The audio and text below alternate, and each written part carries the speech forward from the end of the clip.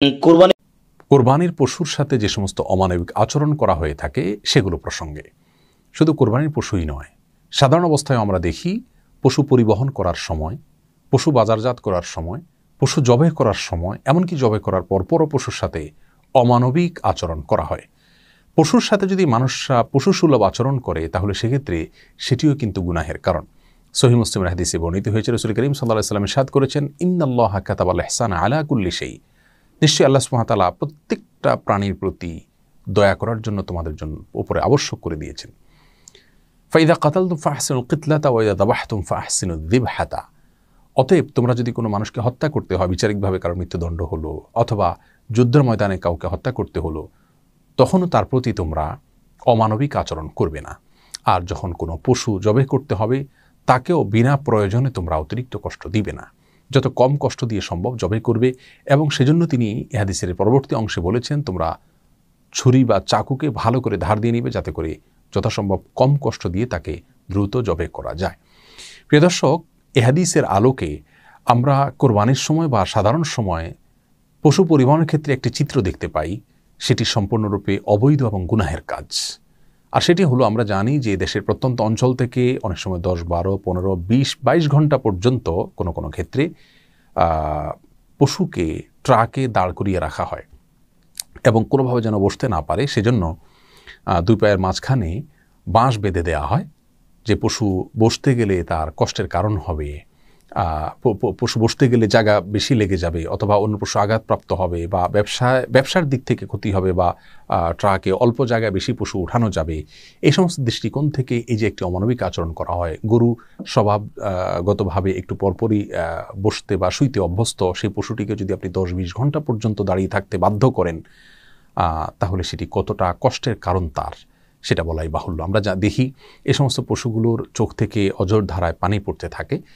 আবার সেগুলোকে বাজারজাত করার সময় বিভিন্ন রকমের ট্যাবলেট অথবা তার আগে অনেক ট্যাবলেট বা ইনজেকশন তাদেরকে খাওয়ানো হয়, পান করানো হয়, প্রয়োগ করা হয়, যেগুলো তাদের স্বাস্থ্যের জন্য অত্যন্ত ক্ষতিকর, তাদের কষ্টের কারণ।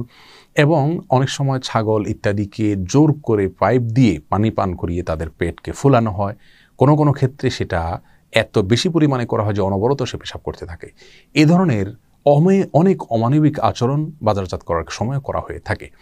এমনকি ছাগল বাজারে যখন উঠানো হয় তখন এত টাইট করে বাঁধা হয় যে কোনোভাবে সে বসতে পারে না, সকাল থেকে রাত পর্যন্ত এভাবে দাঁড় করিয়ে রাখা হয়। প্রিয় দর্শক, এই আচরণগুলো সম্পূর্ণরূপে জঘন্য এবং গুনাহের কাজ। সেই সাথে পশু জবাই করার সময় পর্যন্ত দেখা যায় যে অনেক সময় কসাইরা সেটাকে খোঁচাতে থাকেন বা চাকু ভালো করে আগে ধার দেওয়া হয় না, অনেক সময় পচানোর প্রয়োজন হয় যা পশুর কষ্টের কারণ হয়। অনেক সময় জবাই করার পর পশুর চামড়া ছেলা শুরু করা হয় অথবা পায়ের খুর ইত্যাদি কাটা শুরু করা হয়, যা তার প্রাণ বের হওয়ার আগে তার শরীরে এরকম পোঁচ দেওয়া বা চাকু দিয়ে কাটাকাটি করা, এগুলা তার জন্য কষ্টের কারণ। এই সমস্ত বিষয়গুলো ইসলামী শরিয়ার দৃষ্টিকোণ থেকে খুবই জঘন্য, ভুল এবং অন্যায় কাজ। কোরবানির পশুর ক্ষেত্রে বিশেষভাবে আমাদের এই সমস্ত আচরণ থেকে দূরে থাকা উচিত।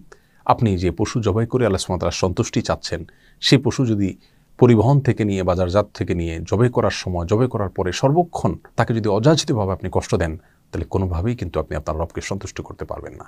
এই জন্য এই বিষয়গুলোর প্রতি আমাদের বিশেষভাবে সাবধান হওয়া উচিত।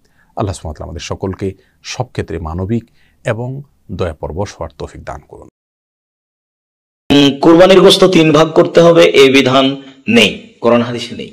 3 ভাগ করলে গুনাহ হবে এই কথা আমরা বলছি না। আল্লাহ তাআলা বলেছেন, কুলু আতিমুল বাইসাল ফাকির, তোমরা নিজেরা কোরবানির গোশত খাও এবং দুস্থ গরিব নিঃস্ব মানুষকে খাও, এটা আল্লাহ তাআলার আদেশ। আর আল্লাহর নবী বলেছেন, কুলু আতিমু ওয়াদাখিরু, তোমরা খাও, দুস্থ গরিবকে খাওয়াও এবং জমা রাখো। কয়দিনের জন্য জমা রাখতে হবে এই কথা রাসূল সাল্লাল্লাহু আলাইহি ওয়াসাল্লাম বলেননি। অনেক দিন পর্যন্ত আপনি জমা রাখতে পারেন। আশেপাশে দুস্থ গরিব ছিল, তাদেরকে না দিয়ে জমা রাখলেন, তাহলে সেটা আপনার ব্যাপার, আপনি ভালো বুঝেন। আমরা তো মনে করি যদি মানুষ নেওয়ার থাকে তাহলে প্রায় দিয়েই দেন, আর যদি না নেওয়ার থাকে তাহলে রাখেন, দীর্ঘ সময় পর্যন্ত খান। আপনার 40 কেজি গোশত হয়েছে, 30 কেজি দিয়ে দেন, 10 কেজি রাখেন। আপনার 40 কেজি গোশত হয়েছে, 30 কেজি রাখেন, 10 কেজি দিয়ে দেন, পরিস্থিতি অনুপাতে দিবেন। 3 ভাগের ভাগ করে 1 ভাগ রেখে দিয়ে পরে মাথা পিছু ভাগ করতে হবে।